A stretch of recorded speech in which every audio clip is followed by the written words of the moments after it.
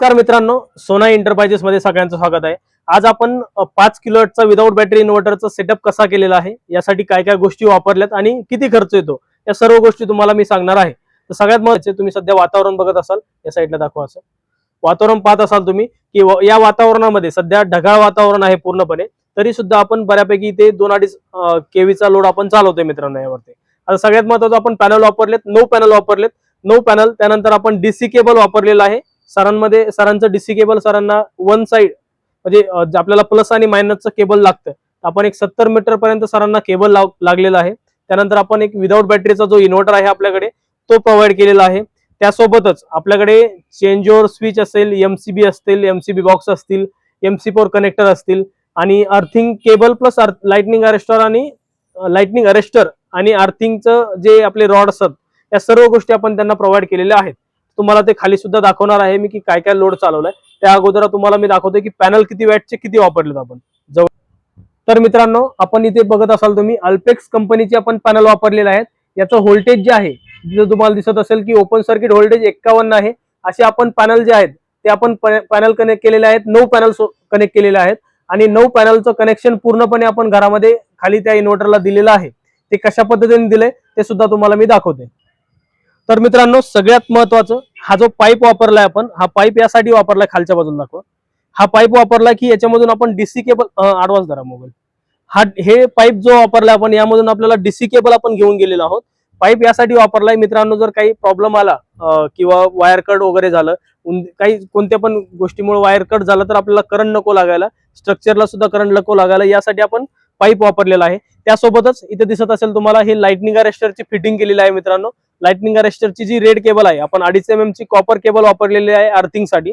तर 2.5 mm ची copper केबलने आपण काय केलेलं आहे, घरामध्ये अर्थिंगसाठी, घराच्या बाहेर जे अर्थिंग आहे, अर्थिंगची प्लेट, अर्थिंग रॉड वगैरे सर्व गोष्टी वापरून, त्यामध्ये मीठ असेल किंवा अर्थिंग पावडर असेल, या गोष्टी वापरून आपण अर्थिंग सुद्धा केलेली आहे। तर तुम्हाला आता दाखवतोय मी घरामध्ये काय काय लोड आपण चालवतोय सध्याच्या वातावरणामध्ये, आणि यामध्ये काय काय चालू शकतं हे सुद्धा तुम्हाला मी तिथे सांगणार आहे।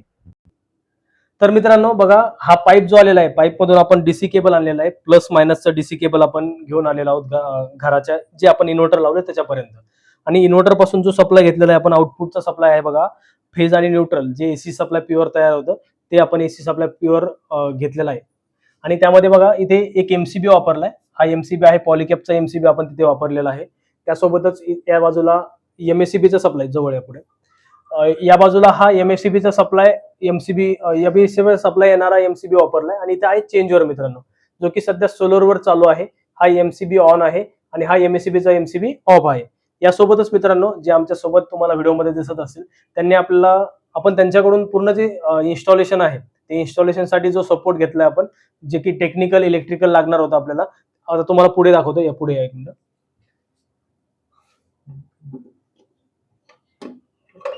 तर मित्रांनो, हा आहे चेंजओव्हर, जो की आपण ऑलरेडी सरांच्या घरामध्ये चेंजओव्हर वापरलेला आहे।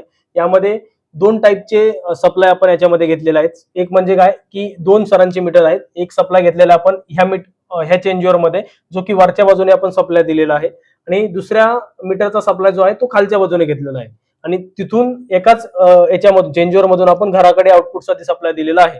आता तुम्हाला दिसत असेल मागच्या बाजूला घ्या, आणि इकडे इन्व्हर्टर मित्रांनो, सध्या 2 बॅटरीचा इन्व्हर्टर सुद्धा चार्ज होतोय।